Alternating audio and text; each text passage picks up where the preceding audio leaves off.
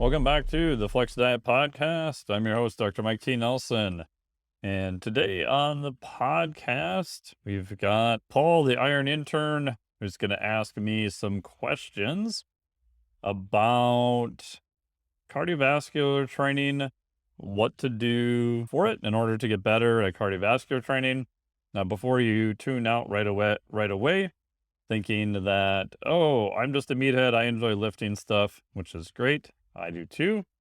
But remember that your aerobic base, which is trained via cardiovascular training, is supportive of your muscle, your metabolic rate, and just literally your ability to do work in the gym. What I've noticed is if you have a higher aerobic VO2 max, so volume of oxygen you can run through your system, the better you are able to do more weight training. You can reduce your rest periods and in some cases even add more training.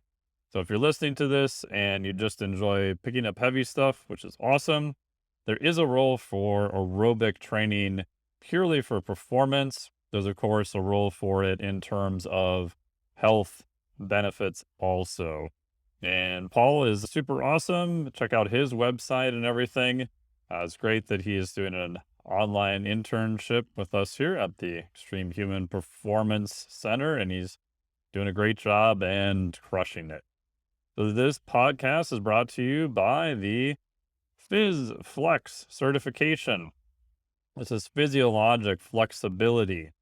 So how can you be more robust, anti-fragile, increase your ability to recover from stressors much faster? It focuses on 4 main key areas, which are called homeostatic regulators. The first one is temperature, cold and hot, so cold water immersion, sauna, etc. Second one is pH. This would be high intensity interval training would be one example. Body's producing a whole bunch of acid, literally hydrogen ions. We want to find ways to buffer them. This is also where the role of cardiovascular training comes in. I discuss zone 2 training in this cert, how to set up your high intensity intervals also. The third component of it would be your fuel systems. This would be a more expansive view than what we had in the Flex Diet cert. This is covering primarily the ketogenic end, the fat end, and a little bit also on carbohydrate use. And the last one is oxygen and carbon dioxide. If you get really good at modifying all those systems, and again, this doesn't mean you need to spend a ton of time doing them, you can easily add this into your client's program. Some of them are literally just seconds per day, and they will feel better. In my biased opinion, you'll have true increases in potential longevity and many other benefits. So go to physiologicflexibility.com for all of the information and check out this podcast of wide-ranging questions primarily related to cardiovascular training with myself and Paul, the Iron Intern. When you're setting up zone 1 to zone 5, how would you structure that? Yeah. So for people listening, like the zones are just different levels of intensity. Zone 1 is just barely above walking. Zone 2, like your cutoff, you can use the old kind of conversation test. We used to call it the talk test, which you've probably heard of. You can talk and have a normal conversation. Someone listening would tell you're exercising, but you could still put sentences together. That's actually fairly good for zone 2 type training. And then if you go all the way up to zone 5 is like super high intensity, high percentage of what your heart rate max would be. So I go all the way back to what is their goal? What are they trying to do? And then where are they at to start? So if we use the example you had of someone trying to improve their 2K, are they near the bottom of population status or are they up near the top? And I still use the calculator. So for concept 2, you can go into their site and you can go per age and heavyweight or lightweight, male, female, etc. And so for their demographics, I can go in and look and be like, okay, so I had a new client start literally just the other day. So he's like the bottom 10% of where he would be. And granted, he hasn't done any rowing and by his own admission hasn't really been training much as of late, has trained a fair amount in the past, so he does have a history of doing it. But when we had him do his 2K test, which granted he hasn't done a lot of rowing, just picked up a rower, it's probably not going to be the greatest, but it's going to be a pretty good ballpark. So he's in the bottom 10%. So for someone like him, almost any cardiovascular training he's going to do is probably going to be a benefit. So for that, if I had unlimited time and he had unlimited time, I would probably do more of an aerobic base, like zone 2 type program.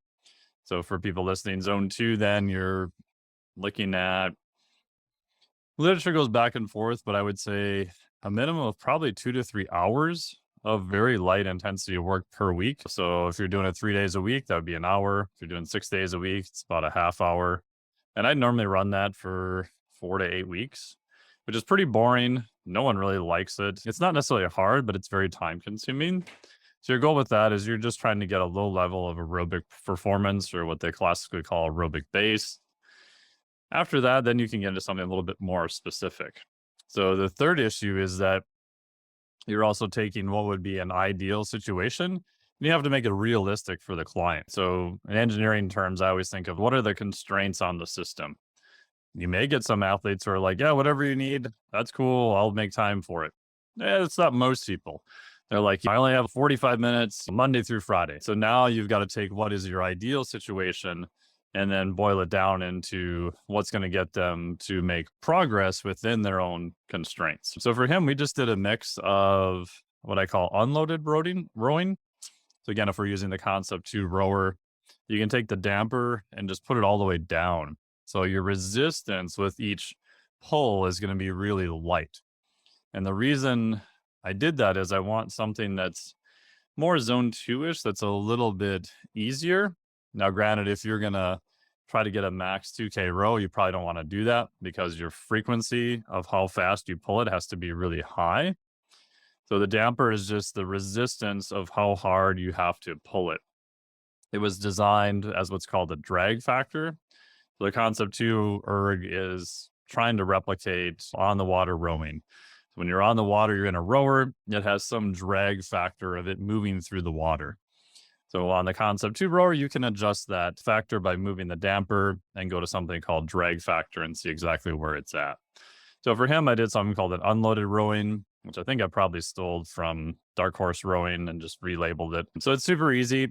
And then just accumulate time there. We'll do maybe some 2K-ish practice or work up to that. And then we'll do one 500 meter. So for him, I'm trying to get a little bit variety. The longer stuff, I'm purposely making a little bit easier, some moderate intensity stuff, and then I still want a little bit of high intensity, but he's only going to do one 500 meter. Part of that is also me guessing a personality, because a lot of people, if you just said, oh, go do a 2K every day, they're like, oh, screw you, I'm not doing any of this. So you have your constraints on your system, and then you have compliance of what you think, even within the time limits they have, what they would actually do. So you got their starting point. Are they at the bottom or kind of the top percentage? What are their constraints on the system from time? And then what is the adaptation I'm trying to get? And what is compliance? And in terms of adaptation, the lower they are, the more you can do almost anything, right? It's just like lifting. Betty's never lifted a weight in her life. She could probably curl friggin' soup cans and get stronger. It doesn't matter. You don't need to get super fancy. But as you scale up, I've got another client who's at, for a 2K percentage-wise, probably about 65% of the population. And so when you look at the Concept 2 site, these are people who are nutty enough to actually take a phone and track their performance on a rower. So they're definitely not general population. So even a 50% in that population, because they're already specialized in rowing, that's a pretty good standard. Most people, if I can get their 2K to 50%, you're going to see a lot of positive transfer with that. We go from 50% to 75% of the population there. Yeah, I think you'll still see some transfer. I think it's good, but you're probably going to need a lot more specialized work at that point. So I have another client, her goal is to do a 5K in 21 minutes. So that would put her at a pretty high percentage of the population for where she's at. And so that's something we've been working on for several months, and she's done really good, made some good progress with that. But as you scale up and get more and more specific and you get to a higher percentage, then you 100% have to be more specific with the adaptation that you want. So she already has a pretty good aerobic base. She can roll 5K and do fine. She can come back the next day and be okay. So for her, a lot of it was adding a little bit more frequency. So we added some 6-minute rows in the morning just for her to get more exposure. Because she's at a higher level, she's going to need a little bit more frequency. She also has a life, also has a job, so she can't just spend all of her free time rowing either. So in those people, I like to have more frequency. Real simple one is just have people work up to Monday through Friday, just 6 minutes of rowing at like an RPE of an 8. So an RPE, rating of perceived exertion, an 8 is hard, but doable, like even a 7 or an 8. But it's something you can probably come back and do the next day again. And then for her, we were having to do a lot of pace work. So if you think back to what is a specific adaptation we want to get, it's a certain pace or a certain time. So her goal is to row 5,000 meters within a time, 21 minutes.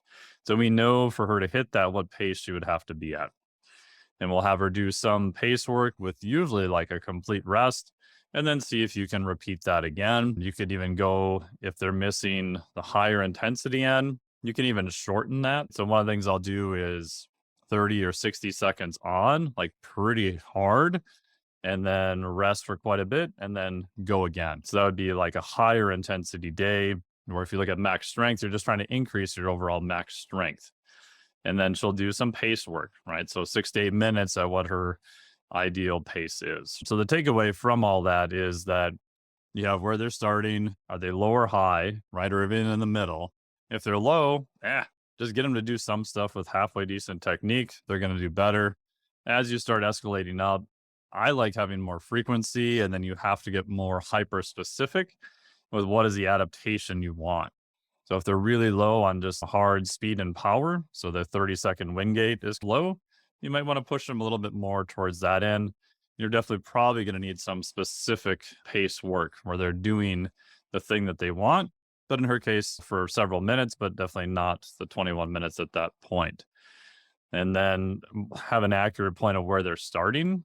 So I like using just the 2K, get on the rower, set it for 2,000 meters, see how fast you can do that.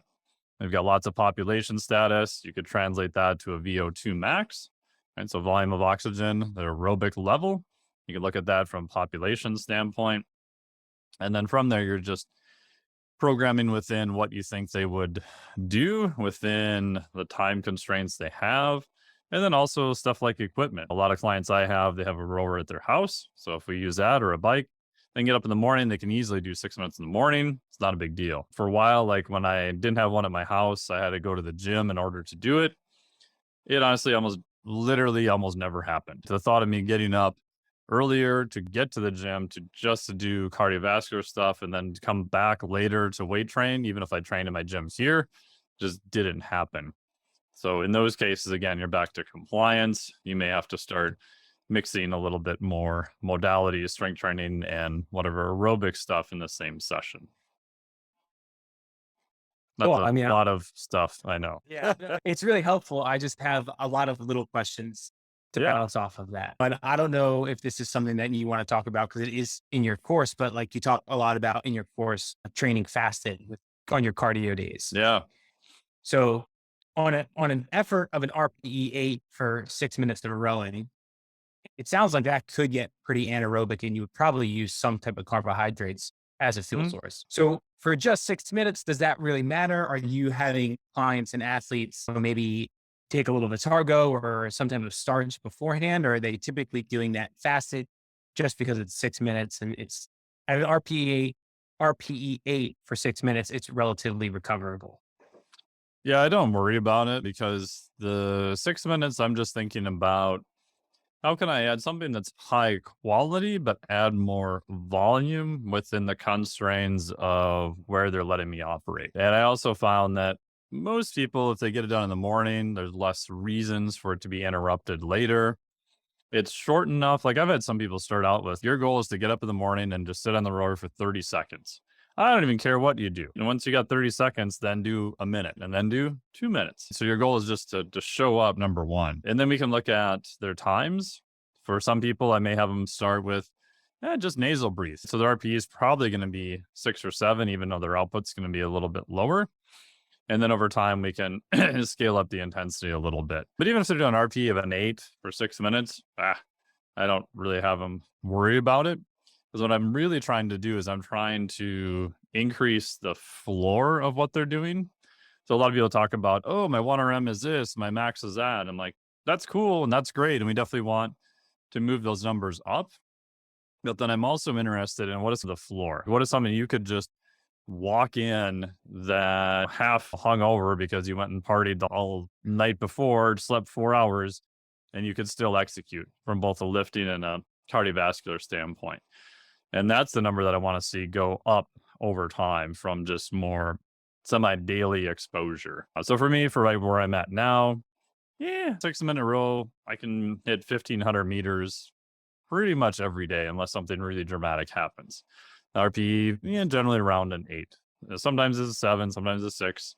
In rare occasions, if I went to a concert till 2 in the morning, it might be a 9. But it's something I can still do without absolutely torching myself in the process. And I've noticed that as that baseline, that threshold goes up, on good days I'll hit 1550. Yesterday I hit 1520, nasal breathing the whole time. So there's variability in it, but I think having some minimum quality you want to hit will go quite a long ways to do that. If you put a metabolic card on it, like the numbers in terms of what fuel you use are like all across the map. So I've got a couple of clients that we've done this with. I've done it here. And it's variable like day to day. And I don't know if I've tried to correlate it to like heart rate variability and stress levels. Might just be pure intensity. Some days you feel better, it's easier. Some days it's harder. So that's probably going to change a little bit. But in general, that's a secondary benefit. I think that easier you make it is good. And from a fuel percentage standpoint, you're probably going to have enough fat. You're going to be fine. Liver glycogen is going to be a little bit lower, but you're going to have plenty of muscle glycogen unless you just did something really stupid the day before and didn't eat. So even if you're using a little bit of carbohydrates, you're going to have more than enough fuel on board for it. And I don't worry about it because I realize the more I complicated that in the morning, like the more people just didn't do it. So even something like I tried, and this works for some people, but I said, okay, if you have 6 minutes total time, I want you to do some higher intensity stuff for 3 minutes, like a 30-second on, 30-second off, which is pretty brutal, but take 3 minutes to warm up. And even that was a little bit harder because the mental thing of, oh, now I got to get on there. Now I got to do a warm up and now I got to rest. And now it's higher intensity. And I found I don't even have people do a warm up. Just get on there, do some RPR or something beforehand for a few minutes, and then just start. Don't even worry about a warm up. Like it's specifically done while you're cold, which of course is going to be sub max. But again, that's the whole point, right? So how many barriers can I remove beforehand to make it as simple as possible so that the consistency is there? Yeah, I really like that. I like the fact that there's no warm up because I know even for me, there's certain days where I'm like, oh, I don't mind training. I would love to train, but the 10 to 15 minutes I have to take to get ready to train is just a little bit too much for me today. So I really like that. Yeah. And most people feel like it's never anything, even now, like I don't really look forward to it, but I just feel like even 6 minutes, like my brain feels better after. I feel a little bit more organized. You're a little bit more awake, and you can expand from there. There's nothing super magical about 6 minutes. And there's an old study, God, I'm blanking on who the hell it was now. It was like from the 1970s that showed 4 to 6 minutes of relatively high output stuff could increase VO2 max. Granted, they did it as repeats in that study, but I've just noticed that people do better with that. And it's variable. Like I said, some clients are only doing 500 meters. Some clients are doing 2Ks. A few nutballs are doing like 5Ks every morning at an RP of a 7. So it's variable depending upon your goals, your time, and what you're trying to do. Yeah, I think it's interesting because you say the 4 to 6 window increases VO2 max very well in multiple sets. I feel like I've come across a couple studies and more coming out around frequency training. I know a lot for strength training has come out, but when I hear like the 6 minutes every day, I'm almost interested in, is that just a very long interval, like with 23 hours and 54 minutes of rest in between? So I think that's really interesting too, because I think that could probably have some good benefits. Yeah, I just found like if you go down the molecular pathway for how long certain things stay active from a molecular standpoint with aerobic training, not necessarily high intensity training. It's debatable, but if you force me to put numbers on it, 4 to 6 hours, maybe less, it appears to be shorter. If we compare weight training and we look at MPS, so muscle protein synthetic response, if you're a highly trained person, maybe that'll stay elevated for 24 hours. If you're not, 48 to maybe 72 in semi-trained people. So you're talking day, 2 days, 2.5 days. You're talking quite a length of time. You could argue that intermediate people, train every other day. That seems to make sense with that. And the molecular underpinnings don't always map out to what we find in longitudinal studies when we do that, but it is some pretty good indication. Aerobic stuff tends to be shorter unless you get into super long event training or high intensity work. So my bias is that do it in the morning and then, yeah, do some weight training in the afternoon, much less interference effect. Again, 99% of people listening to this don't have to worry about an interference effect really at all. But from a standpoint of you're dealing with a client who may not be the best aerobically conditioned, I don't really want to beat them up with a bunch of aerobic training and then expect them to go lift right after. I don't think it's so much an interference effect. It's just that now I've decreased the quality of their weight training session. And yes, they could do some aerobic training after lifting too, but you're back to compliance and quality and that kind of stuff too. So in the perfect world, I like having them split, let the molecular adaptations run their course and then hit it with whatever the next thing is. So what about on the days that they're not doing resistance training? They're still doing that 6 minute row in the morning. Will you have them do some of that zone two base work or anything more intense, depending on the goal? Like maybe it's not a 2K, it's a 5K, or someone that's trying to do a little bit more of a hybrid training where they're even doing longer events. Maybe a marathon's the goal. Yeah. So longer events, my general template that I've used, God, for shit, 12, 13 years now was just Monday, Wednesday, Friday, go pick something up, lift heavy, moderate, bodybuilding, whatever you want to check. Just do some more performance based weight training. Tuesday, Thursday, Saturday, do some type of aerobic stuff. That's going to vary depending upon what the person is doing. So my good buddy, Dr. Tommy Woods, we're getting him ready next year for his third strongman event. And his aerobic base is pretty good. Strong dude. He just does 20 to 30 minutes of aerobic stuff Tuesday, Thursday, maybe Saturday if we're doing a medley or not doing anything conditioning specific. And he can hold his aerobic base super easy. 4 weeks out from a strongman event, we'll have some more 60-second repeat stuff. And his conditioning for all the events so far, the two he's done, have been right on point. Granted, he doesn't need to really develop those systems a lot more. We may do some intervals. We may do some other heinous stuff once in a while just to bump him up a little bit in the off season. Because from my bias with something like strongman, conditioning is probably the easiest thing that you can control that most people, if programmed intelligently, will respond really well to. And that's many months, but getting just stupid strong is many years to decades. So control the things you can control, which to me, for people that I have competed, at least in strongman, like conditioning shouldn't be one of their limitations. If you just didn't have the max strength to lift it because the loads are stupid heavy, then yeah, there's only so much you can do about that. There's only so much we can accelerate that process. When you start getting into longer events, then you're back to what is your main goal? So is your goal to run a marathon? Cool. Then we may invert everything. So your main running might be more 4 days a week. Your lifting might be 2 or 3. And lifting may only be 2, depending upon what you're doing. So with that, you're looking at what is their VO2 max. If their VO2 max, at least population standard, is not at a bare minimum average to better than average, then yeah, I'm probably going to do a lot of zone 2 training.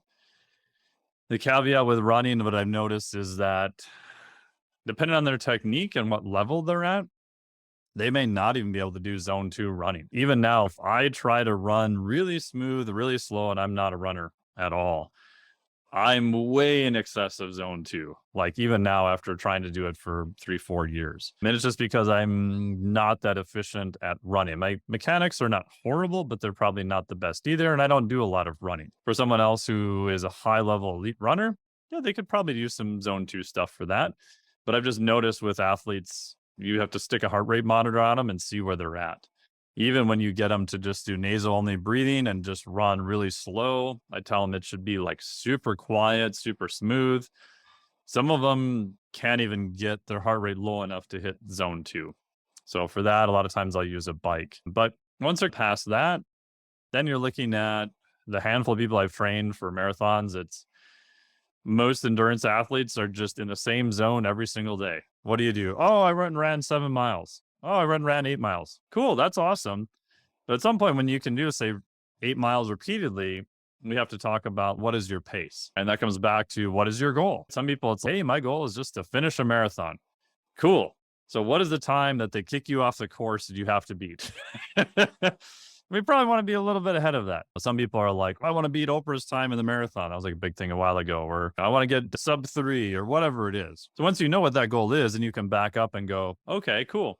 Can you run 1 mile at that pace? Right? Can you literally run half a mile at your race pace and just start to build them up from there?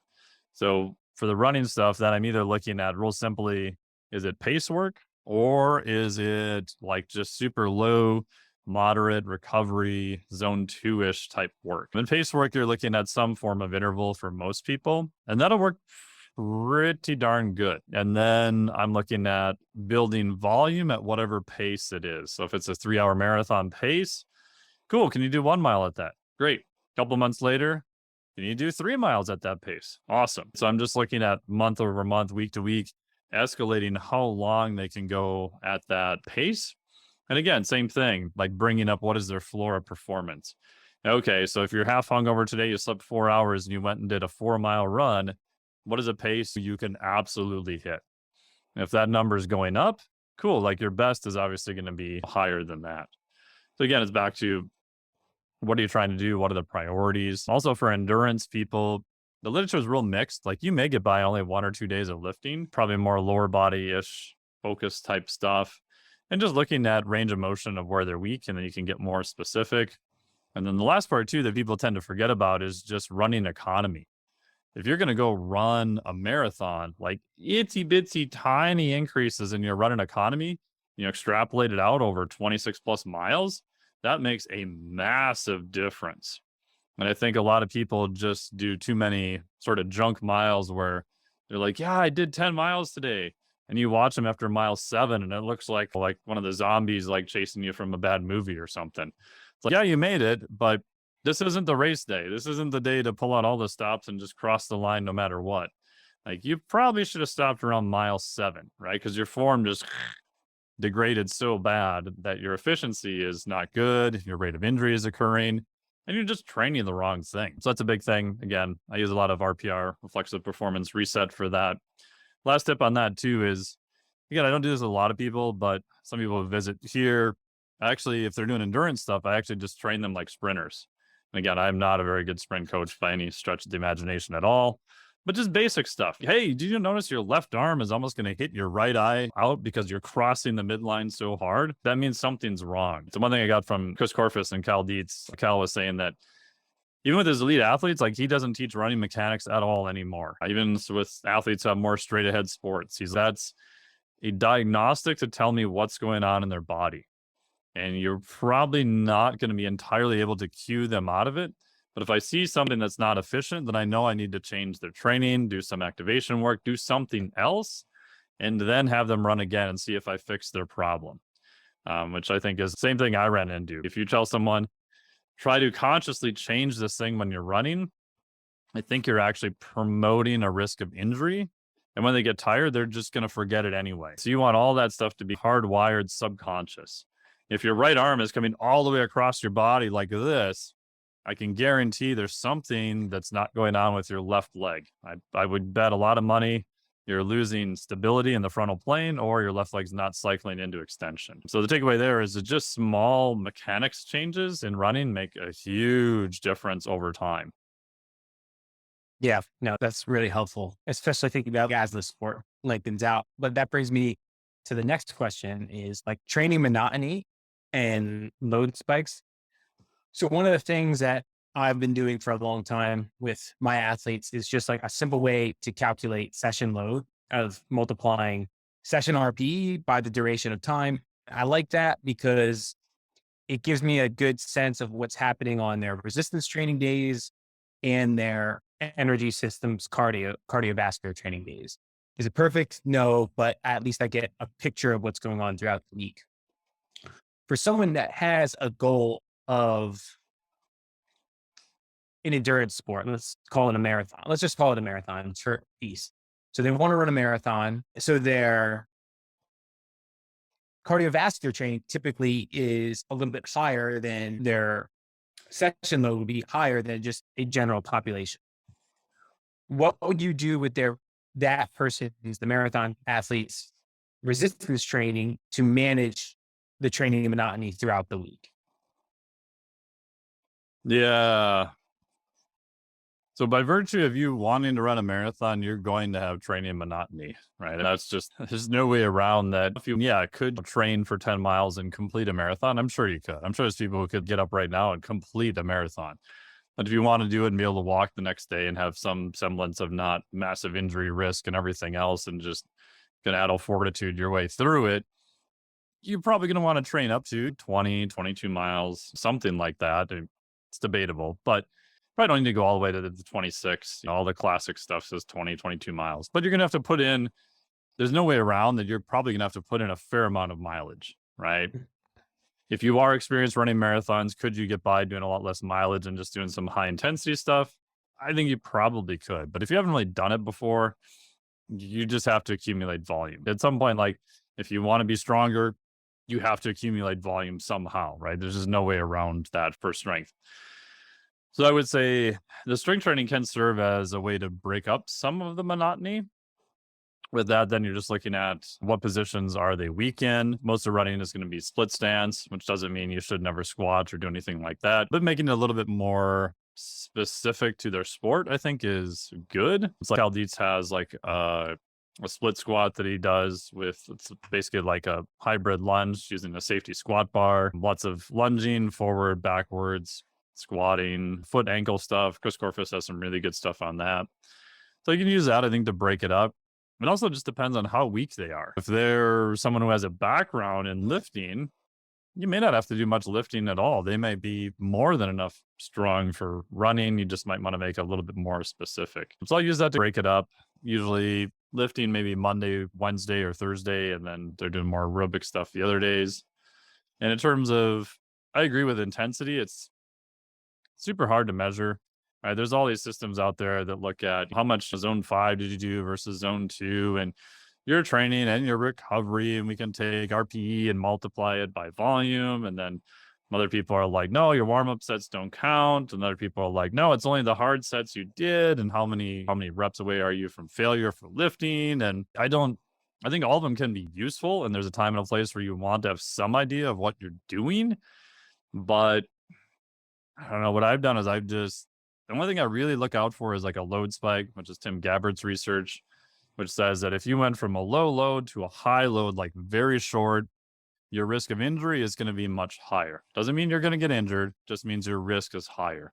And with most people who already have the habit of training, the only time you really run into that, unless you're an idiot programming, is if they just completely F off all week and do nothing, and then you don't alter their next program. That's usually where you'll run into issues. Or they go on vacation, or something happened at work, and now they can't do 6 days of training. So they did literally nothing.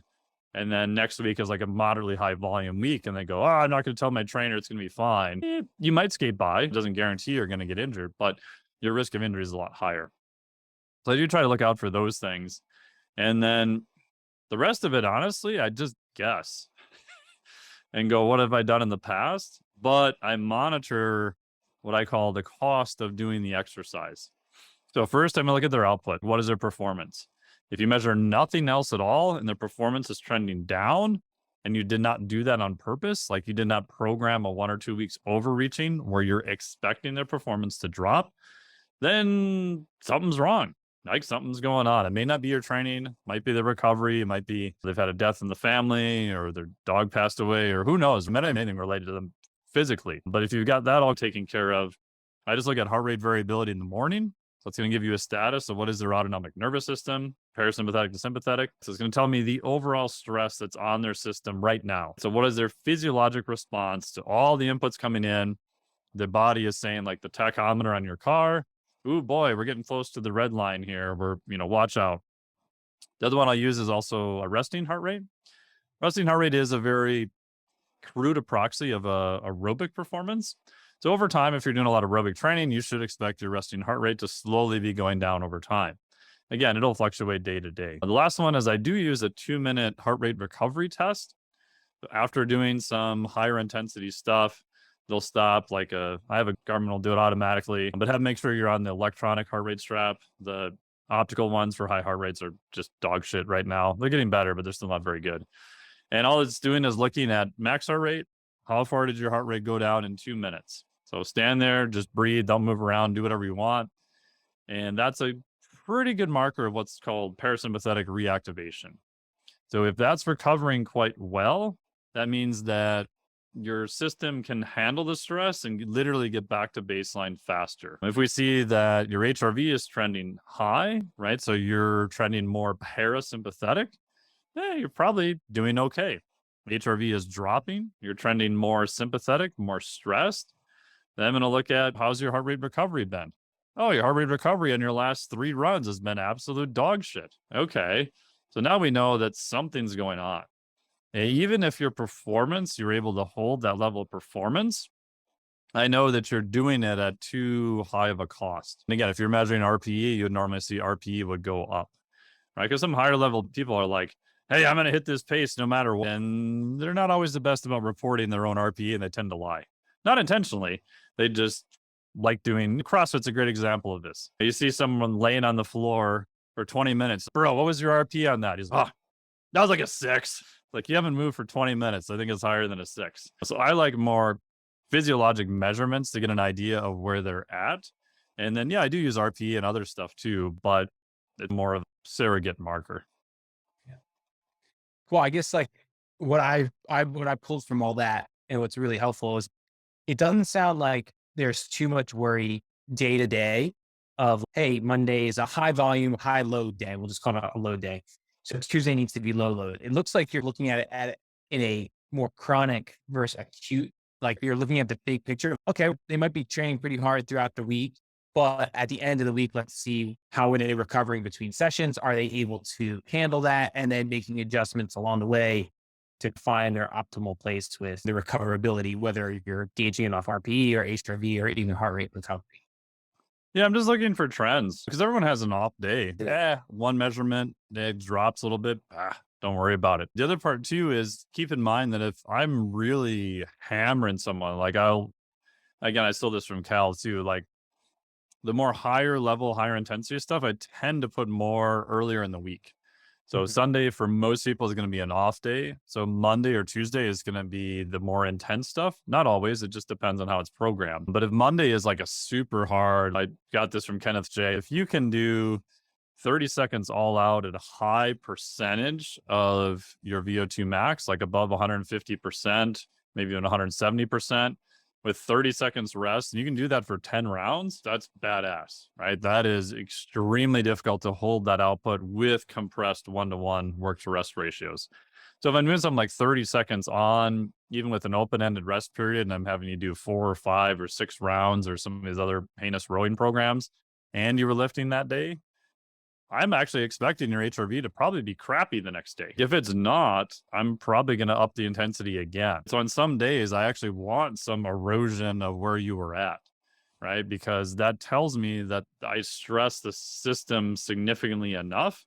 But then again, Tuesday is going to be a light day if we did that. And then by Wednesday, I want to see you back to normal because it's going to be a moderate day again. So it's not always, so some people get caught up in like a heart rate variability. They're like, oh, you got to be like increasing your parasympathetic tone the whole time. And I'm like, no, if someone, especially as a strength port athlete, like they're training for strongman and their HRV is already really good and it keeps going up, like either they're going to be parasympathetically overtrained or overreached, which is unlikely, or I just didn't give them enough volume. Like I need to beat them up more, right? Because their body is saying, hey, this wasn't enough. So again, you're back to the context of everything. In marathon people, you can see the opposite. They can actually become parasympathetically overreached. So if you're doing a piss ton of zone 2 training and you're just hammering them with just super long distances, you can see parasympathetic tone just going up and get too high.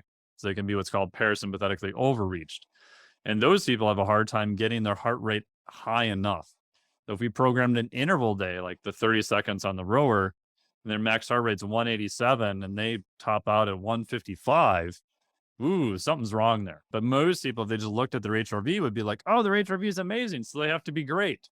No, it's been too high for 6 weeks. That something's wrong. You want to see if you hit them with like higher intensity stuff, it should drop a little bit, or they should at least be able to hit like close to their max heart rate.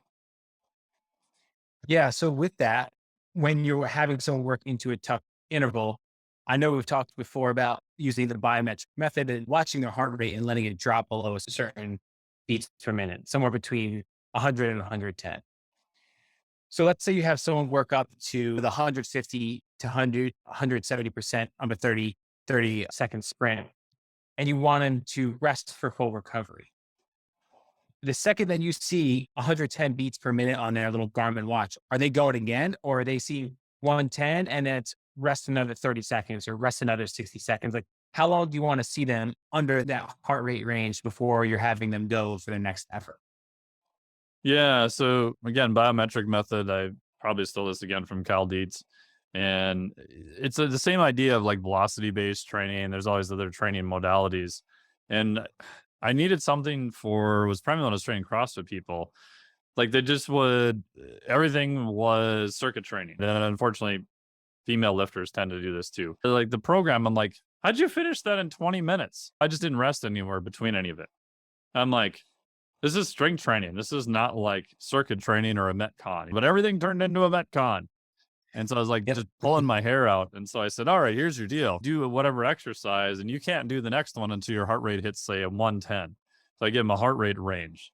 So now I'm forcing them to bring their heart rate down and to go again. And I saw this on the rower because it's very easy to measure output. You'd see I'd program like 30-second intervals. Okay, it's a rest completely and then do the next one. And you'd look at their total time and you'd look at their power output and it just went off a cliff. Like interval 4 was like half the power of interval 1. And I'm like, what are you doing? Bro, that was so hard. I'm like, yeah, it's going to be hard, but your fourth interval is a distress where you're literally at half the output of the first. So I said, okay, let's have a heart rate spec. So your heart rate, do 30 seconds on, heart rate hits whatever it hits. Let's say you're warmed up, hits 160. You'll go again based on heart rate. So if it's an advanced person, that may be 110, 120. I was with Cal this past weekend, like some of his advanced athletes doing some of his stuff. Shit, their heart rates are still like 135, 140 or higher, but they can go through and just do all these exercises with like violent execution. But they also have a super high aerobic base and they're younger college athletes, and this is what they do. So again, it's going to vary depending upon your population. But for most people, I would spec anywhere from 85 to 110, 120, somewhere around there. If I'm really prioritizing the speed and power aspect, I'm going to actually want them to recover more. If I'm pushing a little bit more, quote unquote, conditioning, the rest period is going to be a little bit higher. If it's an all out, just complete distress session where I'm purposely compressing rest periods like the 30-30 protocol, then that's something that's going to be very advanced. And at some point on that, I won't measure heart rate. It's just, can you hold your output and get through it? But for most people, 100, 110. So you're watching your watch, 150, 145, 112, 111, 110. Great, go again. And then, okay, you do your 30 seconds, same thing. And what you'll find is like your heart rate needs longer time to recover when you do more work because you've got more fatigue. So the part that I never understood for years was like on lifting stuff. Everyone's okay, do set 1, 30-second rest period. Do set 2, 30-second rest period. Do set 4, 30-second. I'm like, wait a minute. Okay, if you're doing a specific density-based program or a Metcon or something on purpose, I get it. But if you're prioritizing performance, you're telling me you're only going to need 30 seconds to rest from set 4 to 5, but you need 30 seconds from set 1 to 2. Like, even if you're trained and conditioned, that makes no sense whatsoever. Your first couple of ones, you're probably not going to need hardly any rest. And then later you're going to need more rest just because you have accumulated fatigue. And when you don't do that, you'll see output just drop off in most people. Again, if you've got a highly developed aerobic system, you can compress all of that.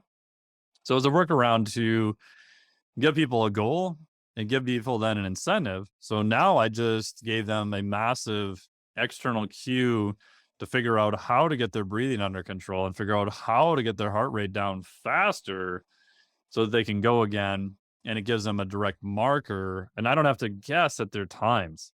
Because the hardest part I had with online programming was like, I don't know. I'm not watching you. I don't know if 30 seconds is enough time, 60 seconds, 5 minutes. And on some of my, I'd say more performance upper body stuff, like last week, I rested 5 minutes between one set and the next set. And it was set between set 4 and set 5 because I didn't want any rep drop off at all. I only had one rep that dropped off. So again, it depends on what are your goal, what are you trying to prioritize, and it gives people just parameters to do that. Yeah, I think that's really helpful. So just letting them, you're setting the heart rate that you want it to get to based on the response you want from the workout. Yep. And then maybe once they get there, it's like, all right, you got there, you're ready to go, hit it again, and just keep going through it. Yeah, and if you want to get crazy, just measure the total time, right? So let's say 4 rounds at 30 seconds on the rower, you go again when your heart rate hits 110. Go. The first week, let's hypothetically, it takes you 12 minutes, 37 seconds. Great. So I give you the exact same parameters, but over time, like after 6 weeks, now that exact same thing with the same quality, the same output, the same repeat, you can do in 9 minutes and 37 seconds. That's a huge progress. And so you don't have to, what I liked about that is I don't have to change the parameters almost every week either. There's a built-in overload mechanism, and I can just look at the total time as long as you're hitting the outputs within reason and know that you're getting a positive adaptation. Yeah, no, I really like that. One of the reasons I like that so much is because my population that I work with is autoimmune. Like we've talked about that a ton. And I don't know, like I'm writing these programs. I have no clue. Like not only are the training variables so independent of I guess individualized for everyone, but now I have a disease process to manage on top of it, which like just even looking at lupus, because that's what I deal with. So it's a little, I probably know the most about lupus is there's a huge chronotropic incompetence with lupus patients. Yeah. Like, multiple studies can't get their heart rate up. So I can't just prescribe a rest interval based on any textbook. It's like, I have no clue. So that's one of the reasons why I think some of your protocols have been so interesting to me, because I feel as if all autoimmune patients should be action trained as if they were professional athletes. And I don't mean that with volume and intensity. I mean very intense monitoring of their training and these auto regulation protocols so that on their good days, they're able to maybe push a little bit, but there's also consistency there because if they're not feeling good, they'll be able to hit the lower limit that was set for the day. So that's one of the reasons why I think this stuff is so interesting, is because you can't train them just like they're Gen Pop, but they're not Gen Pop. You know what I mean? Yeah, and if you have someone who's chronotropically incompetent, like I've worked with a few of them, whether they're POTS patients, autonomic dysomia, that type of thing, we'll have a spec for their min output and their min max heart rate, which is confusing. So if their max heart rate was 187 and today is the day where we're going to get after it, if they can hit, say, 90% of that, 170, and they're putting in all out effort, cool. Then they'll have a drop down of just go do some aerobic work. If it's not there, it's not there. There's nothing that's magically going to make it happen. And so you can train a lesser output, but now you're going to get a worse output at a higher cost. And it's just probably not a price you want to pay on those days. Yeah.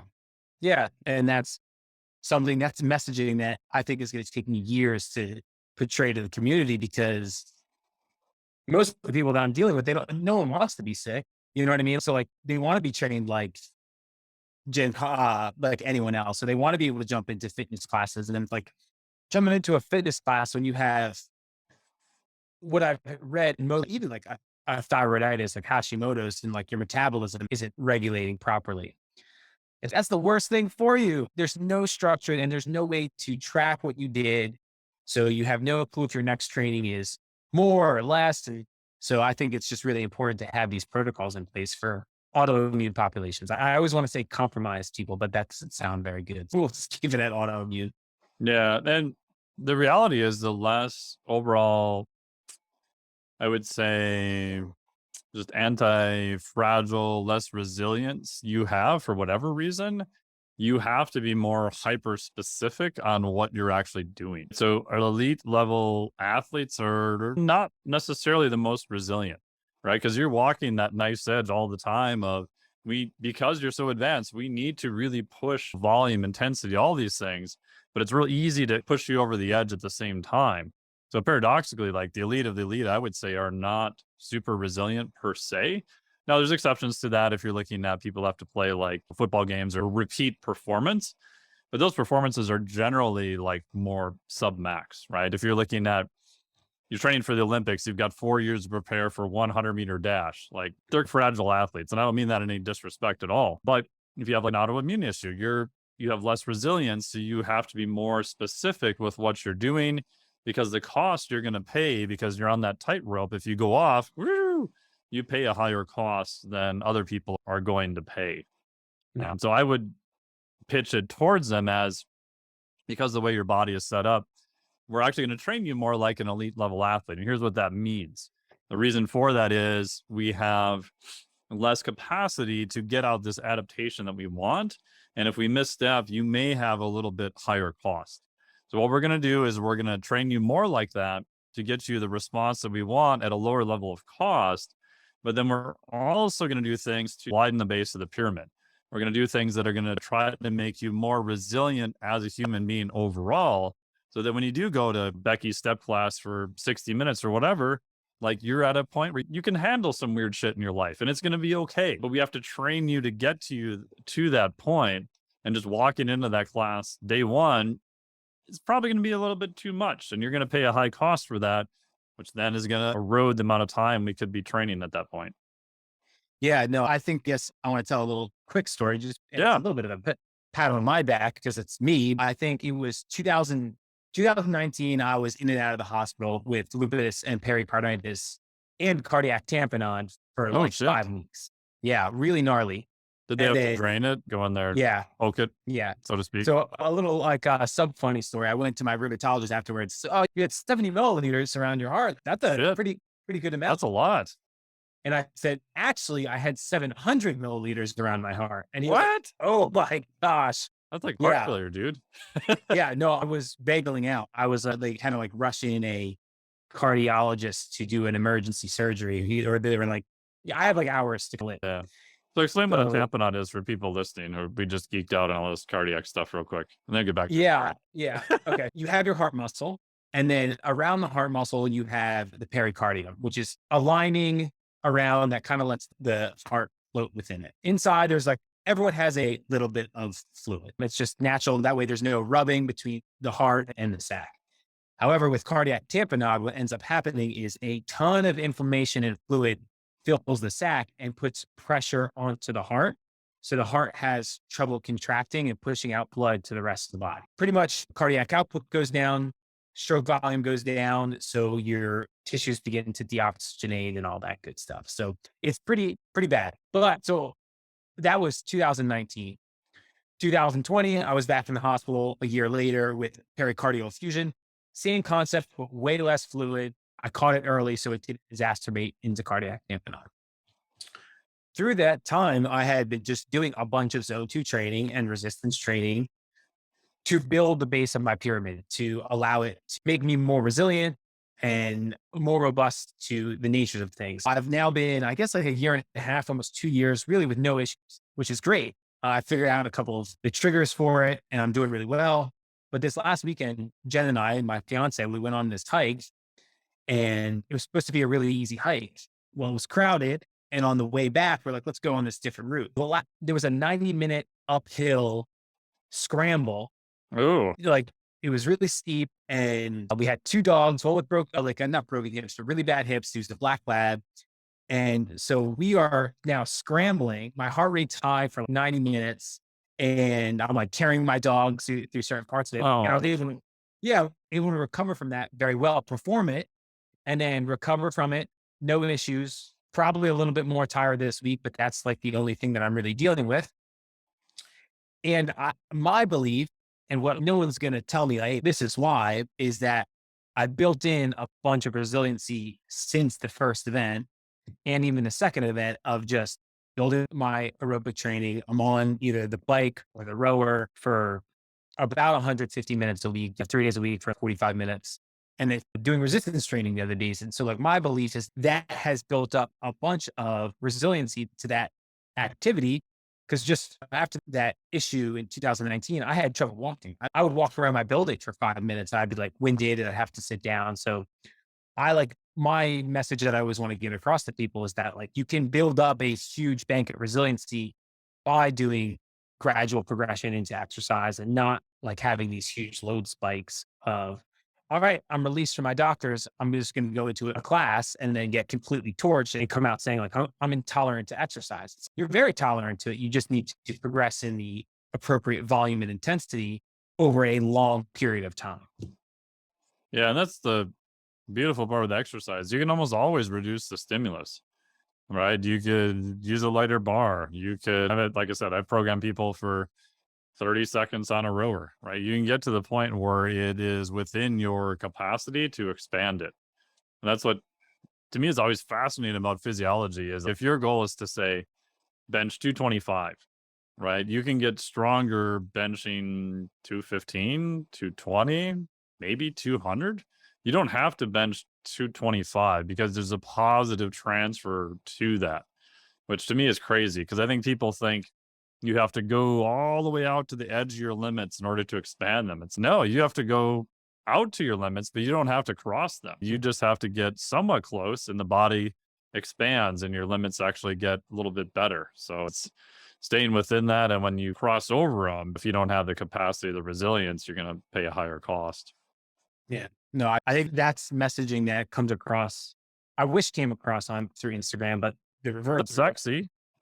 Yeah, like it's not sexy and it's unfortunate because I'm like, man, these methods are just making people worse. The ones that are just like, hey, every day you're grinding or whatever. It's like, man, I've never in the last year and a half, 2 years, I've been like, I have not had one workout where I was like, I'm grinding. I'm working really hard, but I'm definitely working within my limits. And I think that's really important for people to understand. Yeah, to me, it's just the number one thing is just do something halfway intelligent. Number two would be just violent consistency. Yeah. Like just show up again tomorrow. And yeah, the discipline aspect of it is actually listening to your body and doing what's best for you that day. Which, for me, 2 days ago was like, screw this. I'm just going to go kiteboarding. Woo! I didn't train at all. Yeah. That's great. It was like exactly what I needed. I got some movement, got to do some fun stuff, got to be outside. And some days it's like, yeah, it's not really here today. So I'm just going to walk out halfway through the session and spend 20 minutes and go stare at a tree and meditate. That's not sexy, but to me, that's being very disciplined to do it versus just try to do something heroic looking for Instagram. Yeah. Yeah. I wish more people understood that. And I think there would be a completely different, if people would get more results, people wouldn't be nearly as banged up in the gym or in life. But yeah, so like that's just, it's really cool to me to see a lot of the stuff that you put out and done through like your flex diet certs. I'm excited to go through your HRV course because it really comes down to auto regulation. And I love the word, but I also sometimes hate it because it confuses people. But it comes down to just having the protocols in place to manage your training sessions based upon where you're walking into that training session or even that training week. I think your stuff has been really helpful for me as your iron intern, as you said, by continuing to learn through it. Thank you. I appreciate that. And it's hard to figure out that line between, man, I just don't feel like doing this versus is the performance not there? Can I alter it? Having the experience to know how long does that take? Like even the session I did at the gym yesterday was like, it was late. I was tired. I didn't want to do it, but I just I'll just show up, go through the warm-ups and to modify bench and do weight less than what I want, but got a few more reps. And then it took me about 35 minutes to get into the session where it felt pretty good and ended up getting a volume PR on the Saxon bar, which is a weird pinch grip thingy. Minute 10 in the session, I would have thought it was going to be dog shit. But it's like, I'll just do a little bit better. And like, next set was a little bit better. Next set was a little bit better. So it was a diesel engine warming up. And some days those are longer, but sometimes those turn out to be good sessions too, versus other times where you're giving it your best efforts for 30, 40 minutes and there's definitely nothing there and you're well sub max of even your baselines. Yeah, probably a good time to leave at that point. But it's the discipline of trying to figure out when to stay and when to go. And that you only learn that by just being consistent in time. Yeah.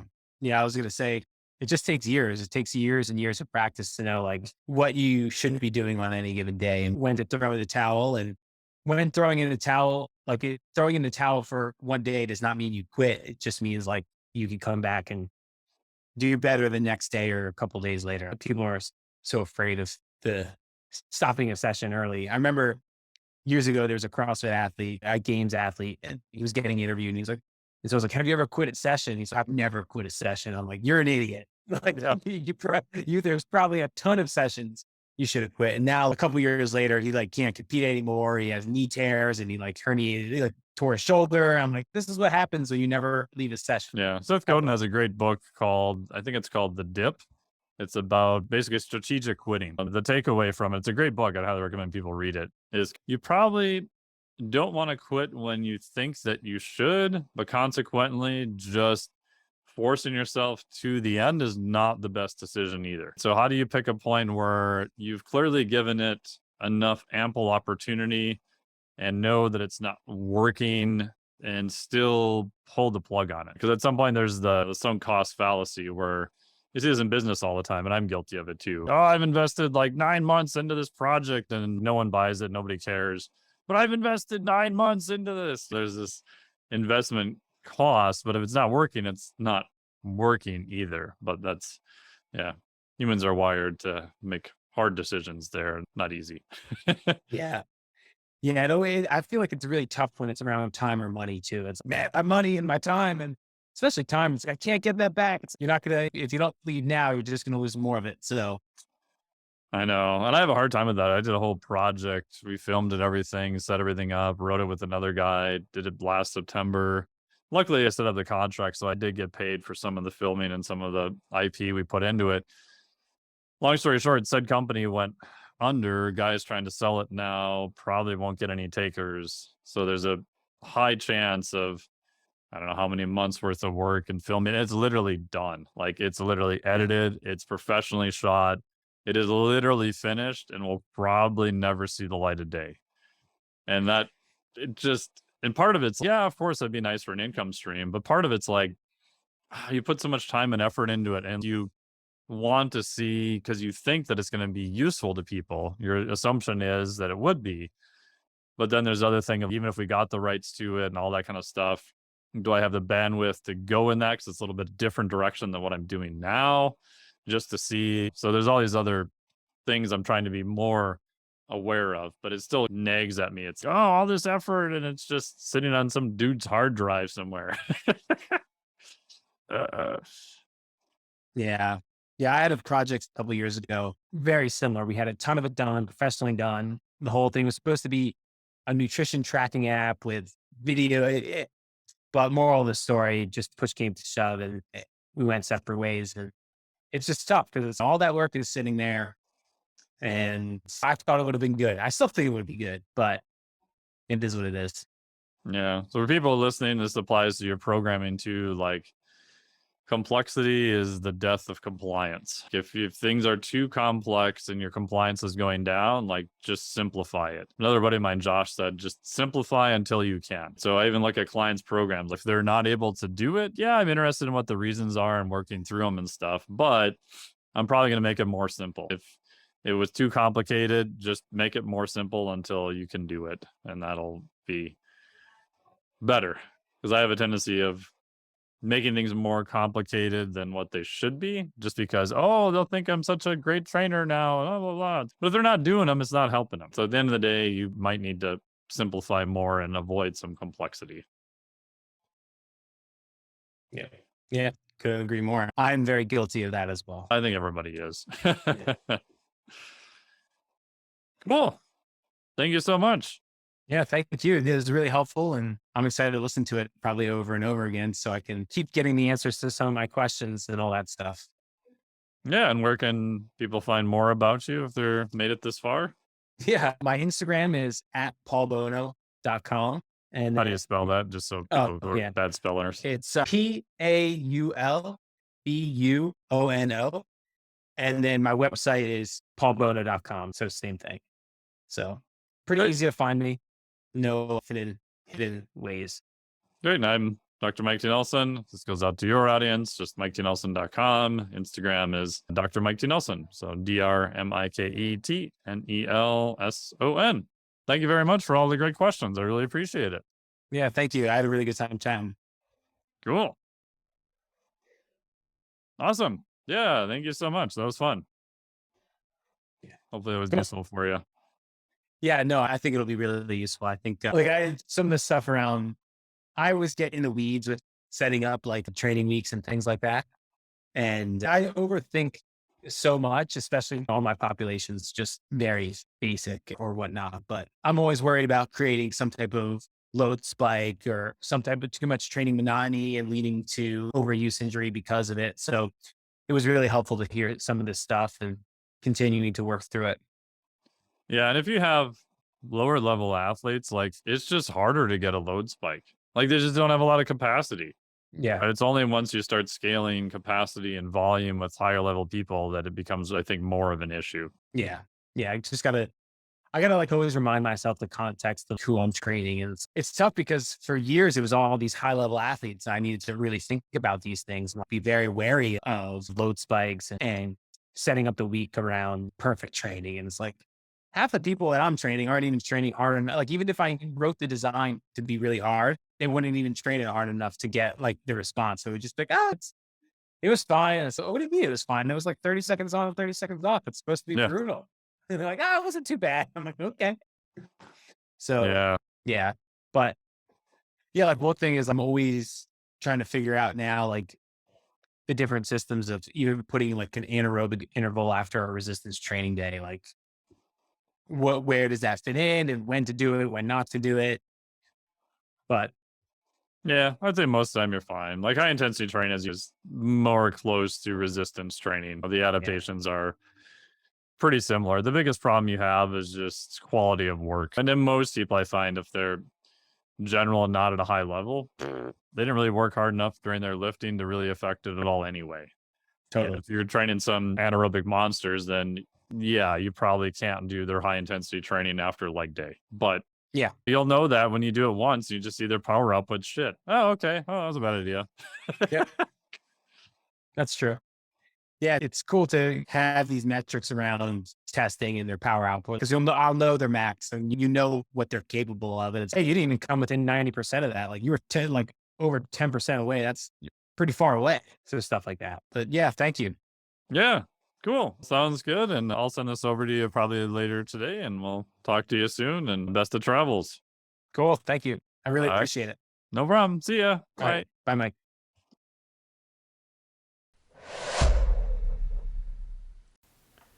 Thank you so much for listening to the podcast today. Really appreciate it. A big thanks to Paul for all of the great questions and awesome discussion there. Make sure to check out all of his information on Instagram and his website. If you've enjoyed this and you want to do a deeper dive into ways to become more resilient, robust, anti-fragile, increase your aerobic base, and just generally be much harder to kill, check out the Physiologic Flexibility Cert. Go to physiologicflexibility.com for all of the information. Right now, depending on when you listen to this, it may not be open, but put your name in there to get onto the wait list for the next time that we open it. And I will be able to get you all of the information. We normally have a couple fast action bonus items there once it opens again. So that's the Physiologic Flexibility Cert. If you enjoyed the Flex Diet Cert, which is based on metabolic flexibility, it's a similar idea, but I expanded the concept to include you as an entire organism. So this includes everything from cold water and heat adaptations to pH changes to a big deep dive into ketogenic diets, how I do believe that there is a role for them, but there's a bunch of caveats you want to follow. Carbohydrate use to the highest degree for high intensity exercise, and how to manage oxygen and carbon dioxide. Just by doing a few of these action items, most of the time it doesn't take a ton of time either to add them into your program or your client's program. We have seen huge improvements with just a few more items that you can add in, or sometimes even just combine into your training and replace some of the other work that you were doing. So go to physiologicflexibility.com. Thank you so much for listening to this podcast. We really appreciate it. If you have time, drop us a very short review in whatever your favorite podcast app is. We would love it. Reviews are obviously extremely helpful to move up the old rankings and get more people to listen to it. Thank you so much. Appreciate it as always. Talk to you next week. Oh, that number scared the pants off me. Are you sure you didn't just forget to put them on again?